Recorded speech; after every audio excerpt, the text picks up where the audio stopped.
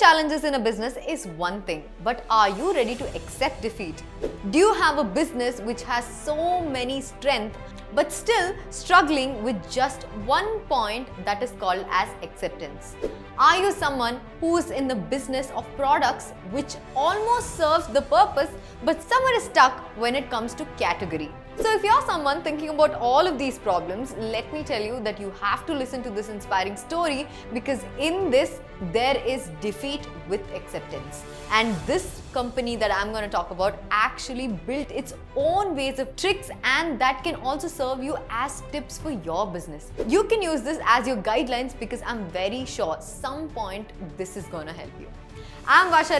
Welcome to the Freedom Business English channel. Do not forget to subscribe and download our Freedom app.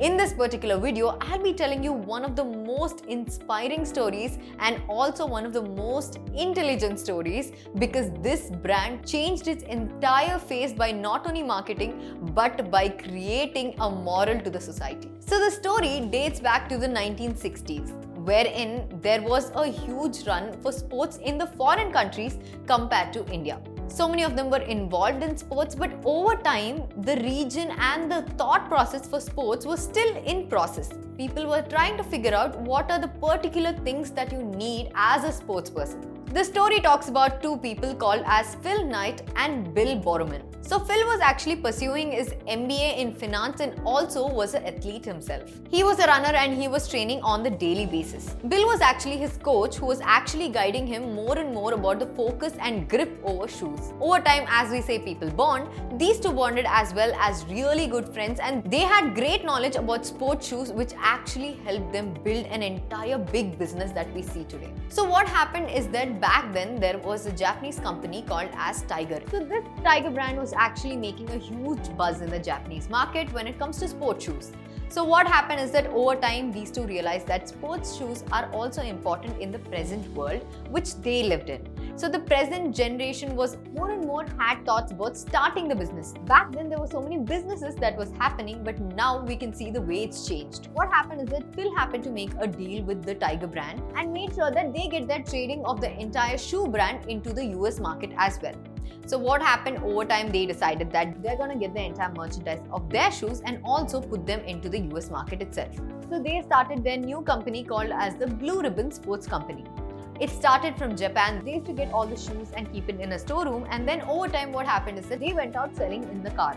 And over time, their business happened to give them a good start, and they got their own store as well, which is again named Blue Ribbon Sports. But as they opened this particular business, they also realized that this business was not that scalable.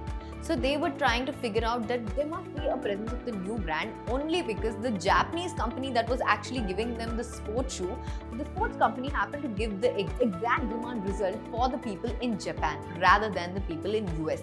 And whatever merchandise was left was then sent to US. So what happened is that these two people joined hands again and then thought about a new way to get in sports shoes. By this time, they actually figured out the entire business model and how it works, how much a sports shoe is needed, and what is the consumer behavior.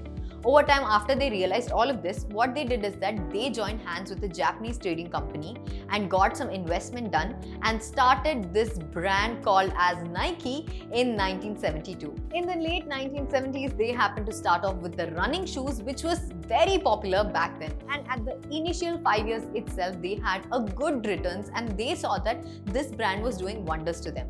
Over time, they started understanding what is the major goal of customers if they started selling running shoes and what are the preferences of their customers, and they modified their running shoe brand based on the feedback and response of their customers itself. And as the years passed, as always business happens to face challenges, so did Nike. Over time, they started seeing the sales were dropping and their profit margins were actually falling. And why did this happen? Well, Nike was doing really good in the initial stages. Why was it all of a sudden falling down and dropping even in the profit margins? At the end, Nike happened to face a huge stake of risk. So So this entire thing about Nike facing risk and going down on the line of profit was actually because of Reebok.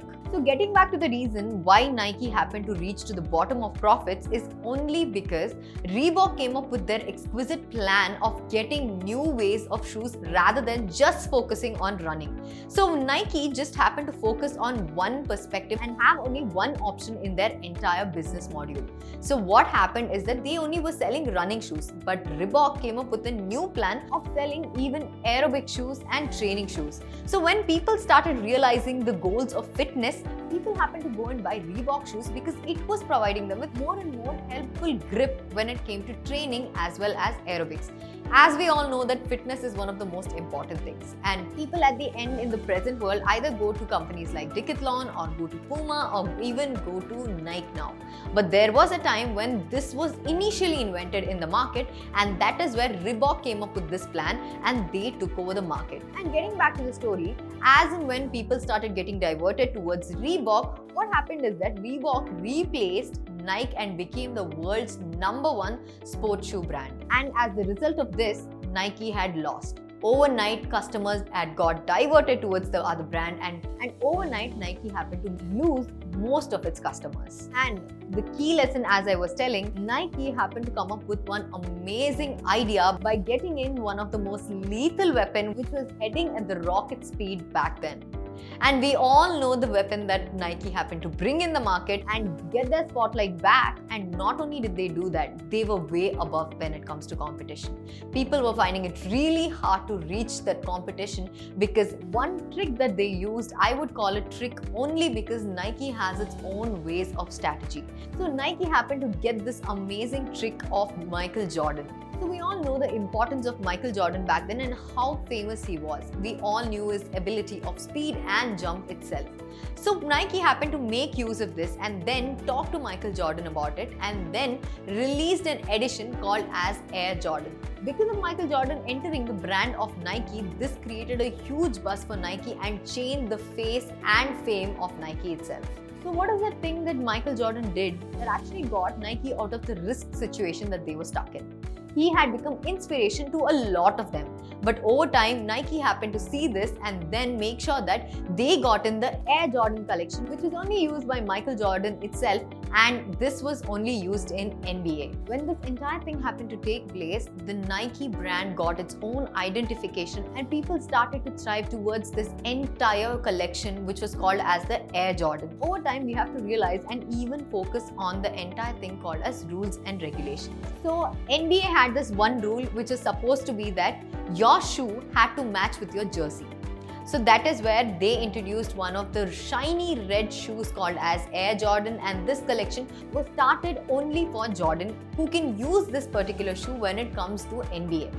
And over time when this happened, they happened to see that NBA banned Nike and this was almost like a dead hit to them and they did not know which side to take. But Nike did not freak out or then overthink the entire situation. So this is the second key point that we can take, that even the stones that are thrown at you can build you an entire big castle.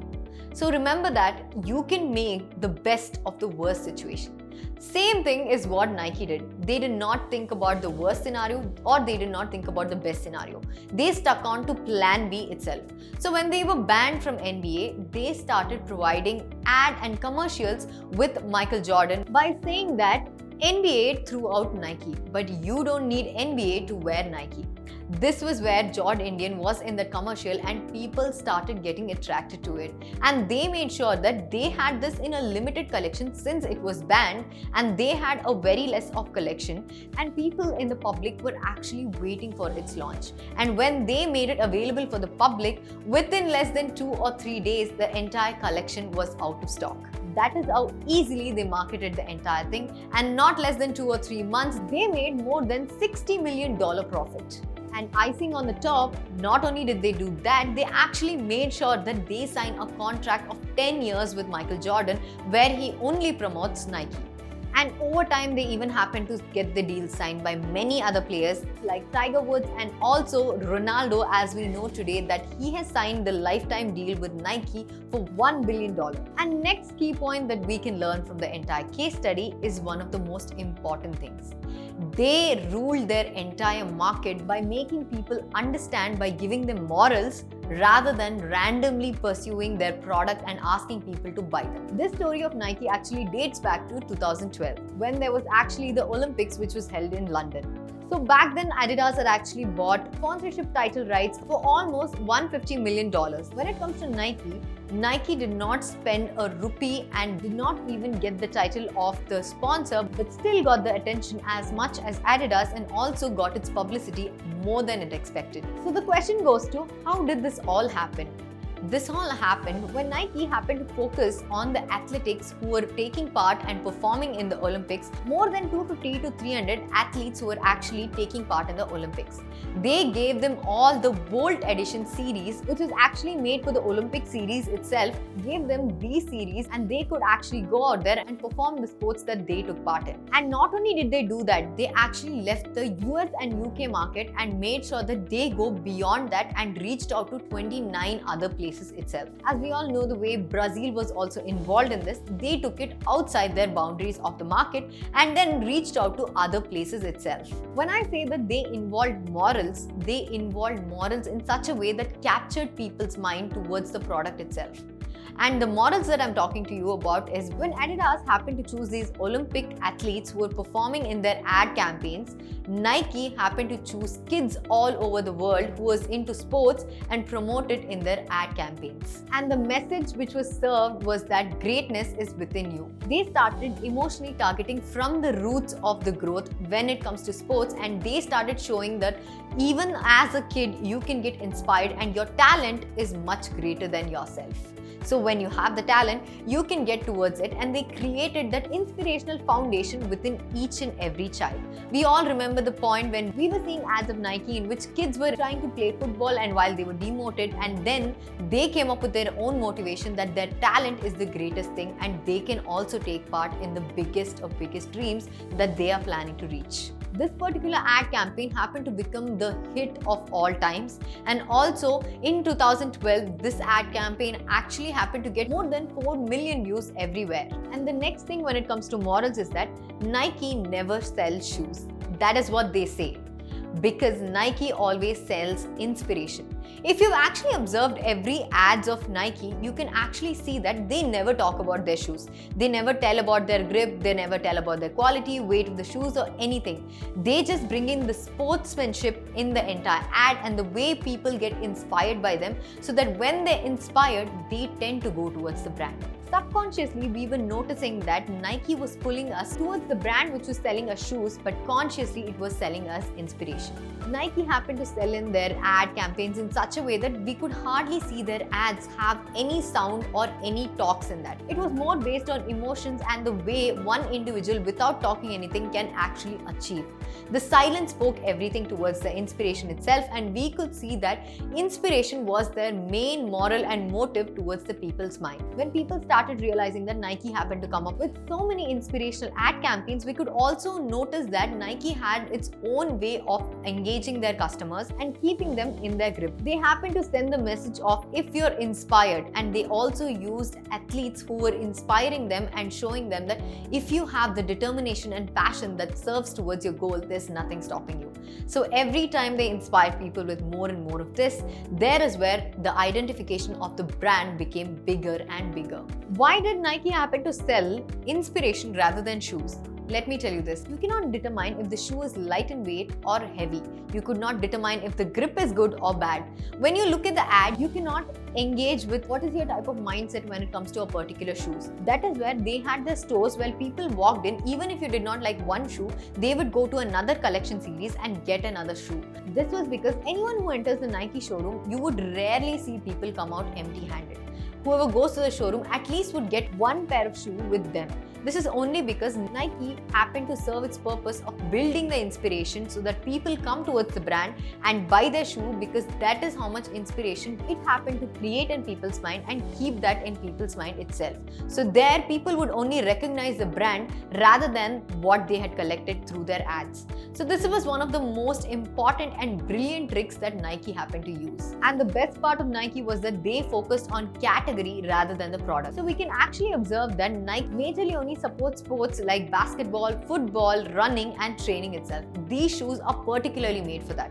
So if you happen to know that this particular brand sells on a particular category rather based on just the product, they happen to create a huge expansion in this market itself.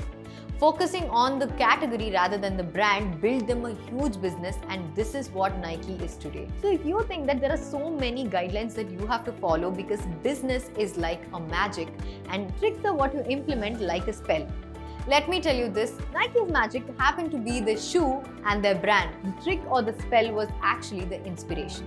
So you have to identify what is your trick or spell that can help you throughout the business. So if you found this entire information really helpful, do not forget to like, share and subscribe, and also comment below if you want to know more and more case studies like this.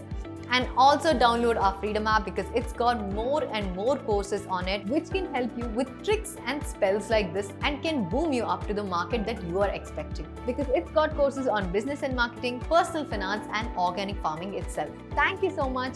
Get wise and break free.